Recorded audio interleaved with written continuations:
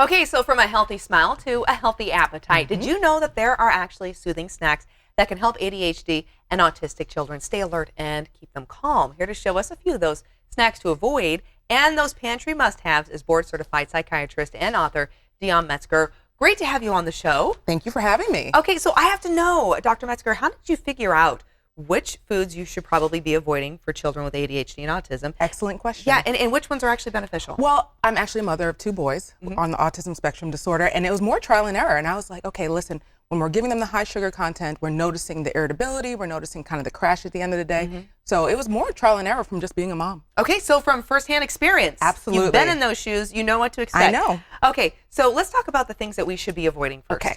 So all the things we loved as a kid. Okay, yes, right? So all the things the kids cereal, want to eat, yes. the fruit snacks. I mean, they say made with real fruit, but not really. It's still sugar. Made with real sugar, pretty much. And also just like those breakfast pastries that are iced, those tend to be really filled with sugar.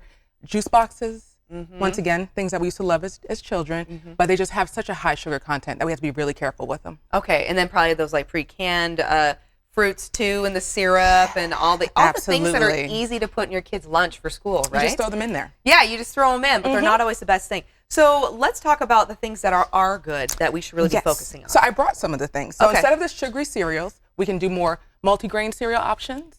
Peanut butter is excellent. I like it because with kids who have a little more activity, they burn more calories. So we like the healthy fats. We like, especially from the nuts as well, we like that option to kind of fill them up, but also not be too much sugar for them. Yeah. Water. You know, water is always the go-to. Yes. Instead of the juice boxes, you know, just going for water. If you have a kid who likes water, go for it.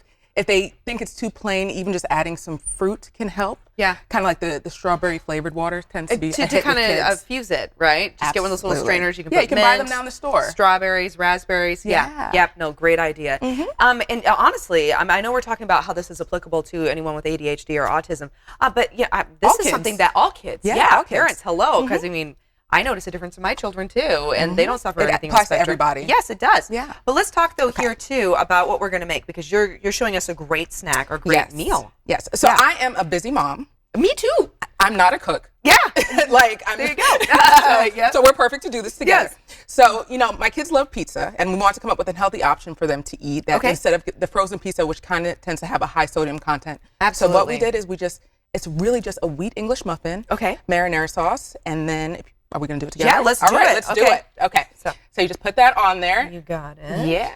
And then I want a little more. I'm always the one that orders the extra sauce. There we go. Okay. Sprinkle some mozzarella cheese on there. A little bit of mozzarella.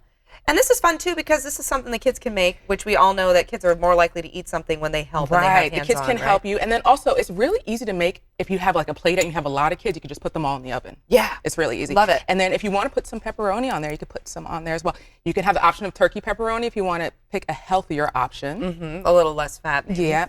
And the thing that I love about this snack is that it is really quick. So you just put it in the oven for about 10 minutes, and then we have our lovely pizza. This is my kind of cooking, my friend. See? Done and done. Healthy, fast, simple, and something that the kids can be a part of. I love this. Okay, and I do want to ask you, though, because you are a psychiatrist. I know we're talking about food and the benefits of that, but this is also about wellness, and that includes mental health. So why do you think this is important that we really open the door in the conversation of our mental wellness? You know, the thing is, 1 in 4 people suffer with mental illness symptoms.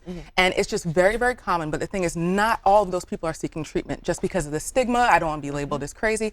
So I think the more we talk about it, the less stigma and the more people will get treated. Yeah, it'll be more socially accepted. Absolutely. When you have a cold, you go to a doctor. Yeah. Right? You don't hesitate. Yeah, you don't hesitate. But people hesitate to go for like depression. Yeah, but mental health is just as important. And you actually wrote a book. Tell us about your book. Yes, I wrote with my colleague and my good friend, Dr. Io Gathing, and it's called The Modern Trophy Wife. And we're kind of dispelling the myth about the fact that you have to pick either motherhood or a career. You can have both. Finding that balance, striking We're that all balance. about balance. It's my all friend, about that's balance. the biggest conversation amongst women, in my opinion. You don't have to day and choose. age.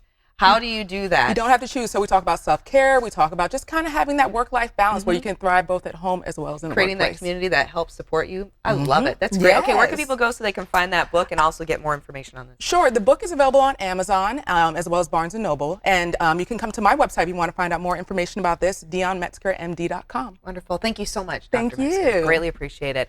This interview involves commercial content. The products and services featured appear as paid advertising.